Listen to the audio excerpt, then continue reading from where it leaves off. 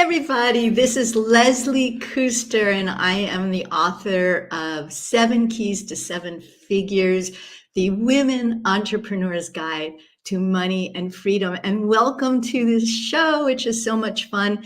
It is called She Rises, and we are live right now. We're live on Facebook, we're live on LinkedIn, and we're live on YouTube. And I have today an amazing guest. Her name is Stacey Lauren, and she is just a absolute wonderful person. I had the privilege of meeting her this summer at a mastermind that we went to. Stacey is just somebody who just does things and pushes herself against her comfort zone. And she actually created a business that is called Do the Thing. And she really does a lot of challenges and challenges people to really go beyond their fears. She is a lot of fun, and I'm really happy to have her on the show. Before I bring her on, though, I just want to remind you that I am still giving out free bonuses for my book, Seven Keys to Seven Figures. And you can see the little scrolly thing at the bottom. And just go to that website and you will get the free bonuses when you also purchase the book. So definitely check that out. And so with that, I'm going to bring on Stacey. Hey, Stacey, welcome. Hi, I'm so excited. I feel like I've been part of this because we talked about it. I think it was after your podcast interview on Do the Thing. And then we ended up going live. I think that like next week that we were just doing a check-in call to see how we were doing. And we were talking about this show. And now here I am. I'm so excited. I know. After I did the book, I had so much fun. I had been interviewing a lot of women entrepreneurs, and I was on a lot of women entrepreneur shows. And I was like, I want to keep this going. And, and especially around the issue of visibility. And you just jumped on it. And I think I was on your show or something, or maybe we were chit-chatting. And then you were like, let's just go live. Let's just do it now. And you didn't prepare. I didn't prepare. I didn't know what you were going to say. You didn't know what I was going to say. And we really did it, right? We did the thing, which is what you teach people to do, which is so cool. So listen, I know you have a lot of background in your business. I know you even did an exit, which is a huge thing. So tell us more about you, and also what was the real deeper motivation behind Do the Thing? Yeah. So I started out just if I think of long ago, college student, selling books door to door through college. That's how I put myself through school, which honestly was the best thing I could have ever done for myself, because that's where I got the ability to handle rejection and actually like rejection, strangely. And also learning about positive thinking and goal setting and all that stuff. And then years later, I had opened up a business with my ex-husband, basically. And we had that business for 20 years and really helped, helped thousands of people get jobs, and then helped hundreds of companies basically find people to remove bottlenecks for their company. Because, when you're in a company growth stage, the hardest thing is really finding the right people. And so that's what that company basically did, is it helped companies remove those bottlenecks for their growth. And so I got a really kind of 10,000 foot view of all things, basically, because by seeing both the person and that identity shift of wanting to find a new job, and then the company wanting to actually grow their business. So anyway, after I exited, I was lost. Wait. Oh, sure. This is a big deal. Exiting, that you were able to build a business that others wanted to buy. So did you come from a family entrepreneurs, or? Yeah. So technically we're seven. Yeah. So technically it wasn't as sexy as what you're making it sound like. Yeah. Well, so I got divorced, and then we co-founded the business together, ran it. I was the CEO, he was the CFO. And then, we got divorced, and because we had two separate sides of the business that we were running, we actually tried to keep it going together. And then we basically were deciding who's buying who out, because it wasn't working. So it was I sold my half of the business to him. So I didn't get the cool, sexy exit, that I would have wanted, I think. But it's good because then I got to just really kind of tap into what I wanted. But this is part of the reasons why I got so lost after the exit, is because it went from this like thing where like constant people and people are needing me, and like hustling, and just like every day I'm talking to this person and that person and helping and fire and this and that, and then all that noise stopped, and it was like so isolating at that time. But as far as to answer your question, I didn't really come from a family of entrepreneurs. My dad I guess he has his own business, but it wasn't ever like talk to like really entrepreneurship. I think a lot of um my want and desire was just out of me not having money, like going to Mhm. having to just like constantly be hustling, for income. I think that's where the passion comes from. Yeah, yeah. The wanting to have money is a really good instigator. That was my story too. Like I had the freedom, but I didn't have the money for a really long time. And that was when I changed everything in my own business. So yeah, I totally, completely relate to that. So how did Do the Thing start and what in the world is it? Yeah, so I was lost and swimming around. I just, like it's kind of like I reached the dream that I thought I would have wanted, because then I did that exit. I sold my half of the business. I, had money at that point, and honestly, like I thought I would be the happiest ever, but I wasn't. It was like miserable. It was like so miserable because I just felt so alone, and my whole identity was wrapped up in this business for so long. And so I just yeah, I just was like, I went through it was like one of my breakdowns. I had several breakdowns, over those years. And that was one of my breakdowns, is like, what am I supposed to do? And actually I had this moment where I was like, at my deepest, darkest moment, where I was either going to check myself into a mental hospital because I was Mhm. struggling so much, or go to a fitness camp. And I'd say fitness camp because I'd done that before when I was like exhausted and depleted, and I went to a fitness camp and it helped. The reason why fitness camp, it sounds ridiculous when I talk about going to a mental hospital or fitness camp, and I chose fitness camp, but like the reason why it works is because I got to be a sheep, and just like follow along. And the key thing, which actually kind of goes back to what I'm doing with Do the Thing now, is I was around people that were like wanting to get fit too, and they were like so supportive and so encouraging, and I would caught up in their energy. And so anyway, at this fitness camp, that's when I met a friend of mine who is a book strategist, and she was the one that had said, gotten me interested in writing a book, and then which later became Do the Thing, which is still in process of me writing, and that story. But she was like asking me pretty much what my struggles were with doing the thing. Like, when have you not done the thing? And I couldn't answer that question because in my mind, in my memory, I've always done the thing. Like, I wanted to do sales, I did sales. I wanted to open a business, I opened a business. I wanted to, all these things that I wanted to do, and I couldn't remember. And she was like, well, that book isn't going to be very good because like no one wants to see your success. They want to see your failure. They want to see your hero's journey. And so that's when she told me, like, you need to interview people who are doing the thing and get their hero's journey and find out when they failed. So then at least you can include that in the book. And through that was when my podcast started, which was kind of the beginning of all Do the Thing. Because once I got to start talking to people and just having this like intentional space of just being able to have like these levels of conversations with people, it really just kind of like brought me back to life, honestly. And so then I decided I wanted to dissect a formula for how people do the thing. And I think by the 80th episode was when I got the formula down. And then once I got the formula down, that's when I decided I wanted to test the formula to see if it worked. And that's when I ran my first challenge. And so since then, I've been running challenges, basically using the Do the Thing formula as a way to get people to take action and get the results they want.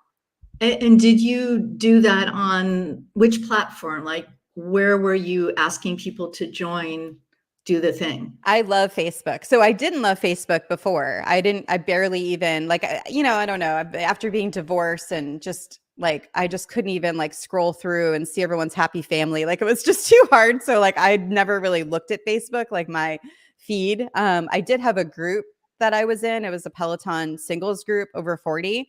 And so I like only really used Facebook for that group. And so Facebook was the group that I ended up using to build the community. And it kind of came from that Peloton group because when I had my idea for my first challenge, I posted it in there to see who was interested. And then 100 people like immediately signed up. And so that's how my first challenge was created. Yeah, and I see the people are leaving comments. I see Sarah Moses left you a Oh, comment here, Sarah. loved your work, and then two other people, but there's no names there that they love do the thing. And I remember also hearing in something I was in with you that you were like so nervous about being visible that the first picture you posted or something with you was with your eyes closed. I mean, your eyes were closed. So that was how kind of insecure you felt Yeah. about being seen. And one of the purposes of what I'm doing here with She Rises is I suffered a lot personally with feeling unseen, Mhm. with like wanting to be seen, wanting to be acknowledged for like the wisdom I had, or if I had any, or the work I had done with my own business, but like feeling passed over all the time. And that was a lot of my struggle. And so I wanted really to give women a platform here that anyone who's a woman entrepreneur, and this is an announcement, if you're a woman entrepreneur and you would like to come on the show, please contact me because you are very, very welcome here. So I find that part of you really interesting, that you are so nervous to kind of show your face, and yet your Yeah. whole business now is kind of about being visible. So can you talk more about Yeah. that? I would Maybe love an to. example too of the Yeah. struggle. Oh yeah, and I'm pointing out Sarah Moses. I see her here. She's the podcast host of Do It Now, and she's up to really great things. So I'm thinking she'll be great for your your show next. But I'm sorry, I can't see who the other people are. But anyway, yeah, no, I when I was CEO of that company, I had 60 employees internally and 600 external employees, and I was still staying hidden. Like I was working my. Can we curse on here, or is it not okay? Oh, you'll do My whatever you butt. like. Okay. I'll just say Whatever butt. you want to do is great. I was like working my ass off, right? Like I was like just constantly just like putting everything out, fires, pushing and all this stuff. But I just couldn't like even, I'd have associations ask me to speak, to them, and I couldn't do it. I ended up finding my employees that were good at speaking, and I would say, oh, I have this person that can speak to your association. And so I just wouldn't put myself out there. And that picture you're referring to was when a friend of mine was a consultant of mine for like a few months during COVID. And she was like, oh my gosh, you have got to get your like voice out there. You're the CEO of this business, and like they have to hear from you about the job market. And I said no for a while. And then finally I just got compelled, not because of anything. It was like the mission was bigger than me at that point. Like they needed to hear a message from someone that was in the industry. And especially because I was in the construction industry, we staffed a lot of construction positions, and construction was becoming we were fighting for construction becoming essential at that time.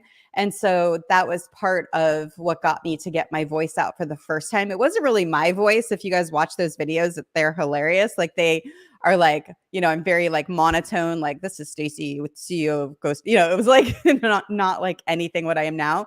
Like it wasn't who I am, But anyway, that was my first kind of like stab at being visible. And then the next, I think, round of it was the podcast. And the first 10 episodes, I didn't even publish. Like I was terrified of just even like hitting. I don't know. I thought like by once I hit publish, like all this stuff was going to happen, and it was going to be like so terrifying. And anyway, what got me to finally hit publish was I had 10 episodes. The founder of my podcast platform had referred me to someone who was doing a cohort, which is kind of like a challenge for people, helping them start podcasts. He recommended me to her. She had me speak as an expert to these podcasters, which was hilarious because I didn't even have my podcast published yet, but I was further ahead than them. I had started my podcast. It still wasn't on Spotify yet.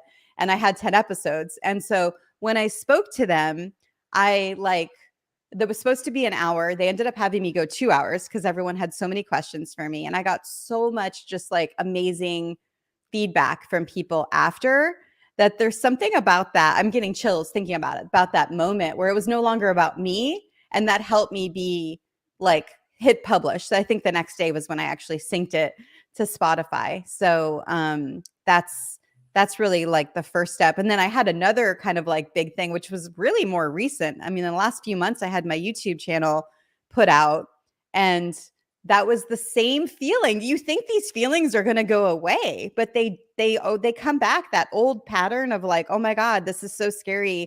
Why am I putting myself out there? And YouTube was so funny. I like, actually, we're in that group together, Ryan Moran's group. I posted it in the 1% group, and I was like, I just published my YouTube and I am freaking like terrified, like my face is out on this channel. And it's like, it was like terrifying to me. And one of the guys had commented and said, you do street interviews. Like, how are you? Like, Right. I literally interview people on the street, and ask them like what's something they've done recently they're proud of. He's like, how are you still scared of like your face being on YouTube? But it is, when you're doing something new, it's terrifying.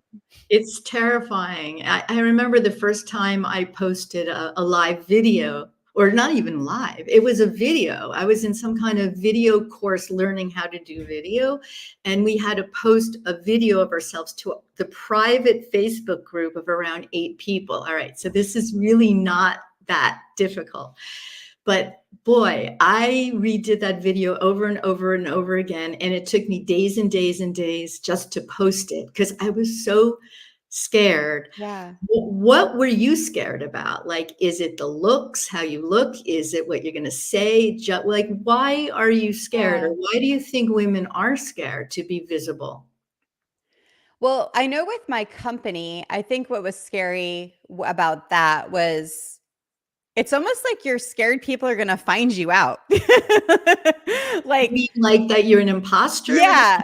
Like, it's Yeah. like, oh, that you're not as good as what they think that you are, or something, or you're going to say something stupid, or you're going to not know what to say. And actually, the not know what to say is the most common thing that I run into now that I help people start podcasts, go live.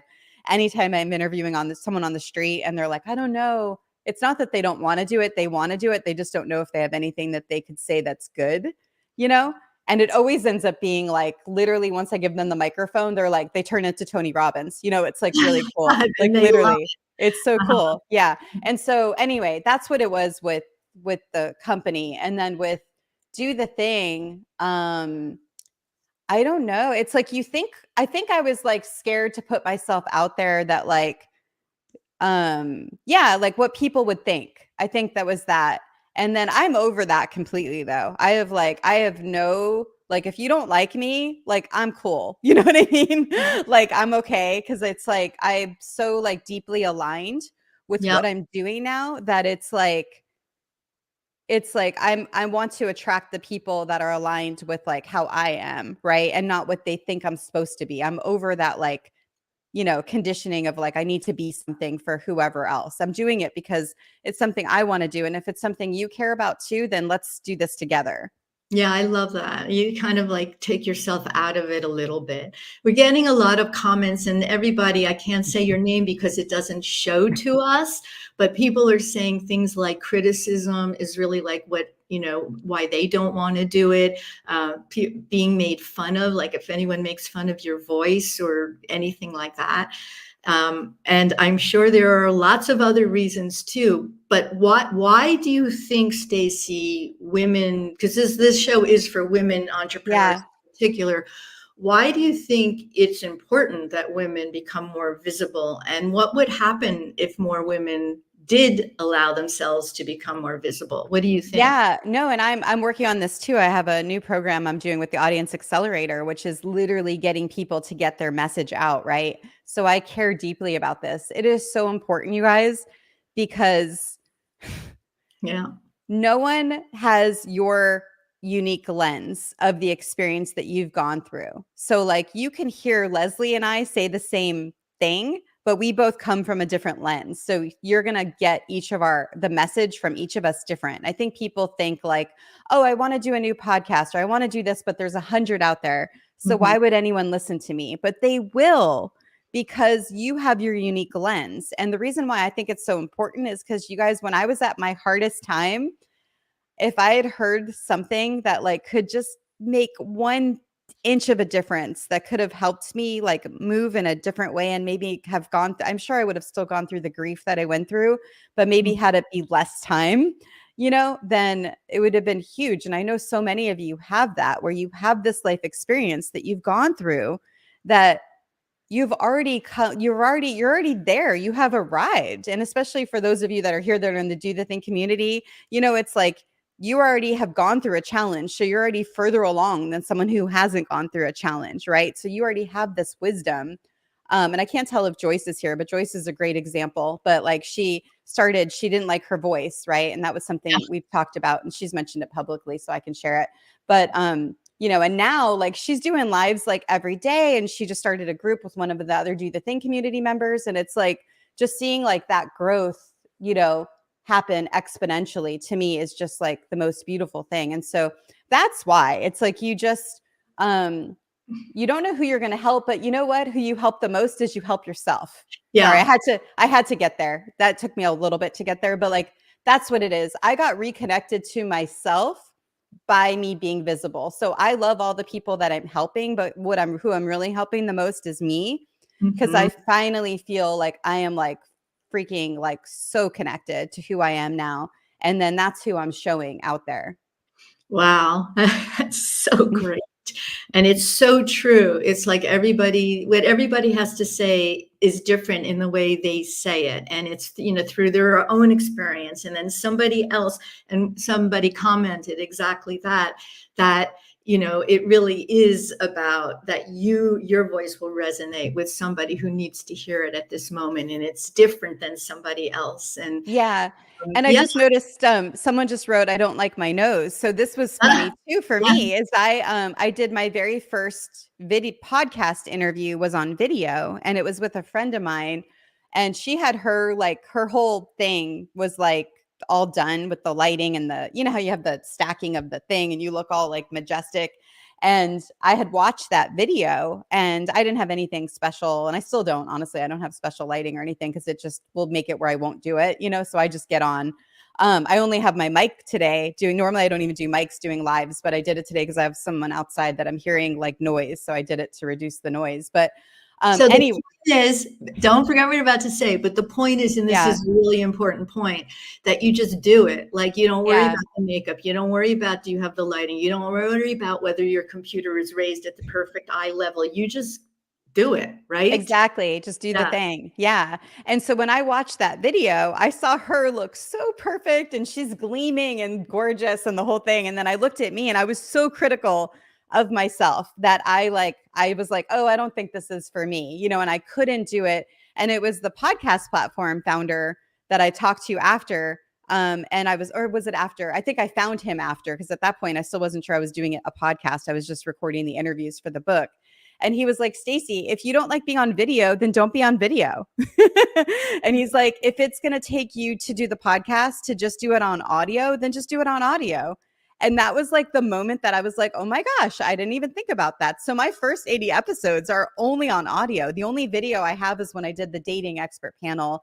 And then I think that was it. Yeah. Because I wanted to do that on video, but everything else was all audio. I didn't start liking video until I just done it enough that I was like, I don't really care. Oh, I realized too, I don't have to wear, like you said, wear makeup, because I realized I didn't want to put makeup on. I didn't want to do this, and then I was like, why do I have to do it? And so that's when I just decided it was easier for me just to go live, do video, and not worry about all that other stuff. And then I stopped being critical of myself. I love myself now on camera because, whether I'm in a shower cap, which I've done that before, like after the shower, or if I'm like fully done up, like it's great because I'm who I am, Yeah, I love that. And that's why people resonate to you so much. So I absolutely love that.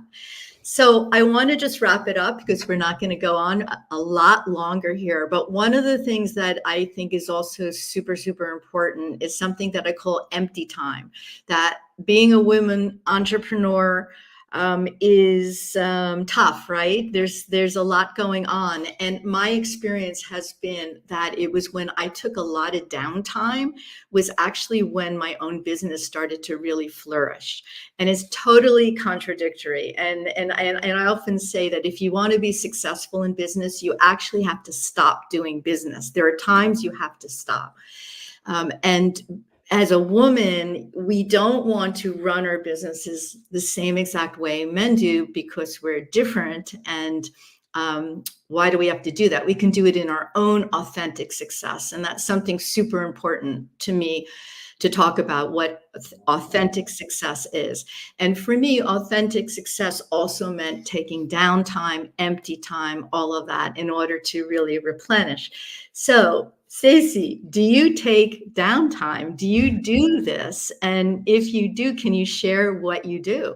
Yeah, I love that you're speaking to this. This is, you guys, like so important because it helps you make sure you're doing it based on what you want and not what someone else is wanting for you. So, yes, I love taking space. I call it like a lot of times you're in this fire, and then when you're able to take that empty time, then you're like getting out of the fire and really tapping into what you want. So, I just did this. I've been working really hard on putting together my new program. It's an audience accelerator. I did this action class and I had 2 people sign up. So I've been working them through the program, and then I haven't been putting it out for anyone else because I'm putting them through it one-on-one while I'm building the program out. It's been so freaking awesome. And been really focused on it. And then I just took a trip with my daughter to Italy. And so I took a break. I took a break completely where I wasn't really even thinking about the program because I wanted to be able to spend really intentional time with her. And then now that I'm back, it's like all of a sudden I'm like fire. Like I am like on it, because it's like I took that time and that space away. So that is one example of a way. And I did the same thing last, was it March? Her and I went again. We went to, I can't remember if that was the Paris trip or the New York trip, but it was the same. Oh, it must have been in March because I was going to do, oh, no. It was last Christmas. Sorry. That's when I was going to do the podcast challenge. And then I took time and space and then decided not to do the podcast challenge yet. I did the Find Your Voice challenge because I realized they weren't ready to start a podcast yet. They wanted to like get out of that like idea of a podcast, right? Finding their voice was easier. And so anyway, I guess apparently traveling helps me with that. But in terms of like what I can do now, I just started working out again, literally yesterday. I've been really just inconsistent. And luckily the 2 people I signed up for my program are like in the weight loss and the fitness space. So it's getting me to be more intentional now about working out. And I think that's an amazing way to take empty time because like I'm working out at like 6 a.m. It's giving me time. And then my brain is then being able to just like flood with things after because I'm like not thinking about anything, but actually exercise. So that's just another example Oh, of a those way are to. great examples. There's a comment here in Facebook. It just says Facebook user. So unless you actually write your name in the comment, we won't know who you are. But she writes, I left my 9 to 5 to do my passion project. I have downtime and I'm struggling because I don't see the fruits of my labor like I did when I had a 9 to 5. And I just wanted to address that because it sounds a little bit painful who's writing that right now. Going inside is not always fun and it's not always comfortable. And what I mean about going inside is taking the downtime, the inner time, the time to just reflect on yourself, to write, to go on a walk by yourself. It isn't necessarily always fun, right? Because what comes up, like for this person, is maybe frustration or boredom, or she doesn't feel like she's contributing or she's doing anything with her life. But it is really in these empty times when you have this time that you can really connect with what it is that you really, really want to do.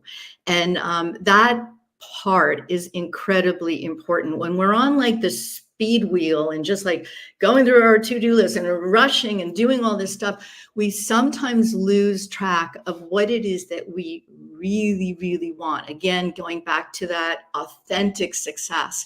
So whoever wrote that, I encourage you to just sit in the uncomfortableness of feeling you're not doing anything in order for you to really connect on what it is that you really, really want to be doing next. Totally. So important. Yeah, so cool. All right, Stacey, we're going to wrap up. So you mentioned that you have a new program. Can you just tell people where they can find you, how you want them to find you, and just take it away now? Yeah, thanks. The best thing is just come join my community. It's dothethingcommunity.com. That'll lead you to the Facebook group and it gets you into the world. And let's say you're not ready to start a podcast yet and you want to be on other people's podcasts. This is the space for you to be able to just get uncomfortable and do this thing where you're able to get your voice out in a way, in whatever way makes sense for you. And then as far as the Audience Accelerator program, I'm currently not taking anyone new for that, but it will be opening up in January or February. So if it's something you're interested in, let me know. And I'd love to at least put you on the waiting list for it because it's going to be amazing. Oh, I bet it is. And then I love all your do the things. I love the name of your business and everything. It's perfect. Thank So you. Stacey, thank you so much. And anybody listening to this is my new show, my Yay. new passion project, really giving women entrepreneurs visibility. You're welcome to come on my show and you can just private message me here or just go to my email, which is leslie@lesliekuster.com. And you can see the spelling of our names with our pictures right here. So leslie@lesliekuster.com. So definitely do that. Stacey, this has been so much fun, as it always is. Thank you so much for being on She Rises, and can't wait to connect with you again. So good. Thanks for having me. Thanks, you guys, for joining. Bye, everybody.